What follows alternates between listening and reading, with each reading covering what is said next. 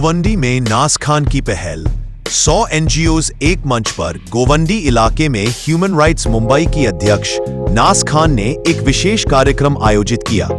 इस कार्यक्रम का मुख्य उद्देश्य विभिन्न एनजीओज को एक साथ जोड़ना और उन्हें आम लोगों से सीधा संपर्क उपलब्ध कराना था, ताकि क्षेत्र में रहने वाले लोगों को जरूरत पड़ने पर आसानी से मदद मिल सके। नास खान ने कहा कि गोवंडी जैसे इलाकों में कई बार लोगों को यह जानकारी नहीं होती कि किस एनजीओ से और किस तरह सहायता ली जा सकती है। इस पहल से न केवल लोगों को लाभ मिलेगा, बल्कि एनजीओज को भी एक साझा मंच मिलेगा, जहां वे आपसी तालमेल के साथ अधिक प्रभावी ढंग से काम कर सकेंगे। इस अवसर पर लगभग 100 एनजीओज को आमंत्रित किया गया। कार्यक्रम में अबू आसिम आजमी मुख्य अतिथि के रूप में मौजूद रहे और उन्होंने सभी एनजीओज का सम्मान किया। सामाजिक कार्यकर्ताओं का मानना है कि इस तरह के प्रयास से क्षेत्र में सामाजिक कार्य को एक नई दिशा मिलेगी और एक महा सोशल वर्क प्लेटफॉर्म तैयार होगा। गोवंडी के शिवाजी नगर हाजी नियाज हॉल में नास खान ने एनजीओ रजिस्ट्रेशन का कार्यक्रम आयोजित किया। इसका मुख्य मकसद था कि सभी एनजीओ एक मंच पर मिलकर काम करें। नास खान ने इस कार्यक्रम के लिए बहुत मेहनत की है। बारकोड और लिंक के माध्यम से फॉर्म भरे, जिसमें कई एनजीओ ने पंजीकरण कराया। सत्यापन के बाद चुनिंदा एनजीओ को आज अबू आसिम आजमी साहब के हाथों से सम्मानित किया गया। ब्लॉसम इंग्लिश स्कूल के बच्चों ने भी जबरदस्त परफॉर्मेंस दिया और प्रोग्राम को और खास बनाया। इस कार्यक्रम में नास खान ने मानवाधिकार के 6 बुनियादी अधिकार भी बताए: जीवन का अधिकार, आजादी का अधिकार, शिक्षा का अधिकार, समानता का अधिकार, सम्मान एवं गरिमा का अधिकार, धर्म, अभिव्यक्ति की आजादी का अधिकार। नास खान का कहना है, हौसलों से बढ़कर कोई हथियार नहीं।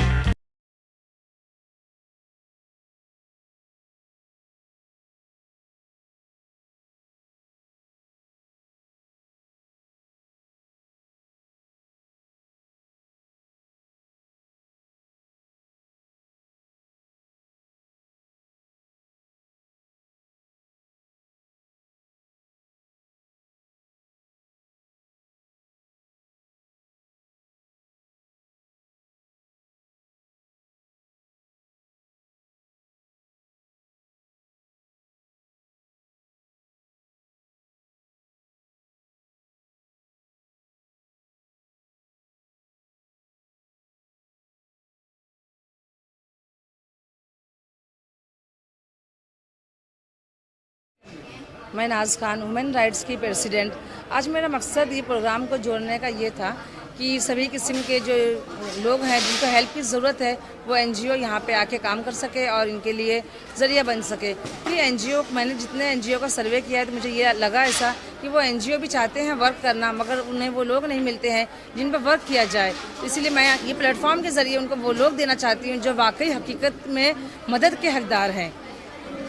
नहीं, अक्सर ना एनजीओ जो लोग होते हैं, लोगों का ऐसा मानना है कि पॉलिटिकल पार्टी की वजह से एनजीओज नहीं जुड़ते हैं, क्योंकि उनका अपना एक सोशल प्लेटफॉर्म होता है। हमारे लिए पॉलिटिकल पार्टी अहमियत नहीं रखती, बट मुझे ऐसा लगता है कि एनजीओ भी सोशल वर्क करती है और पॉलिटिकल भी सोशल वर्क करता है। हमें किसी पार्टी से, किसी चीज़ से नहीं, हमें ये देखना है कि हमारा फ़ायदा किन लोगों को पहुँच रहा है और किन लोगों से पहुँच रहा है।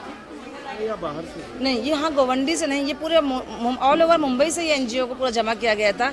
दूर दूर से लोगों से एक लिंक बनाई गई थी प्लेटफॉर्म बारकोड के ज़रिए, ताकि वो लोग उसमें रजिस्ट्रेशन करें।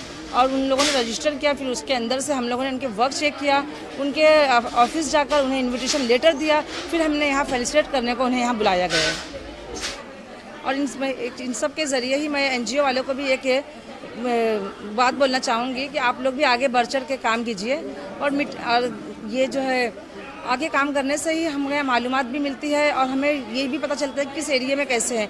मुझे कुछ एनजीओ ऐसे भी मिले हैं जो गोवंडी के एरिया में काम करने के लिए पहले से तलाश में थे कि उन्हें कब मौका मिले। आज उनके लिए ये मौका मिला है, तो मैं उन्हीं से ये कहूँगी कि मिटा दो अपनी हस्ती को अगर कुछ मर्तबा चाहो, मिटा दो अपनी हस्ती को अगर कुछ मर्तबा चाहो, कि एक दाना खाक में मिलकर गुले गुलजार होता है। तो मैं पूरी टीम को मुबारकबाद देती हूँ जिन्होंने इस प्रोग्राम को रचा और सजाया, और साथ ही साथ ये उम्मीद करती हूँ अब जो एनजीओज हमारे साथ में जुड़ी है वो जुड़कर गोवंडी को जो है आबाद करें, क्योंकि ऐसे लोग मैंने देखा है कि जो लोगों के काम पर उंगली उठाकर उनको बदनाम करने की कोशिश कर रहे हैं, जो लोग यहाँ पर काम कर रहे हैं, तो ऐसे लोगों के लिए जवाब देना बहुत ज़रूरी है कि गोवंडी को बदनाम करने के बहाने मत देखो, गोवंडी को आबाद करने की वजह ढूंढिए तो काम ज़्यादा नज़र आएगा आपको।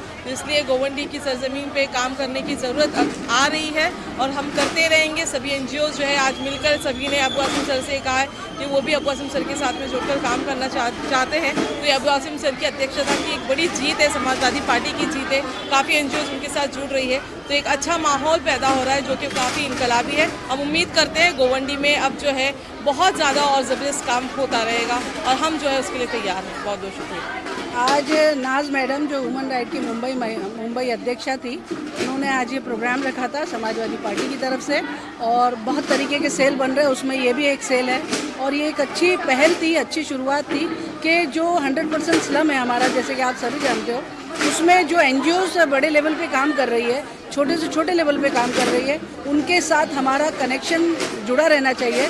ये उसकी शुरुआत थी, क्योंकि एनजीओज को कहीं किसी चीज़ की ज़रूरत पड़ती तो हम काम करेंगे और हमें उनकी ज़रूरत पड़ती तो वो काम करेंगे। इसी तरीके से मिलजुल कर हम लोग हमारे गोवंडी को बेहतर बनाने का प्रयास कर रहे हैं और अल्लाह ने चाहा तो ये कामयाब होगा। Thank you.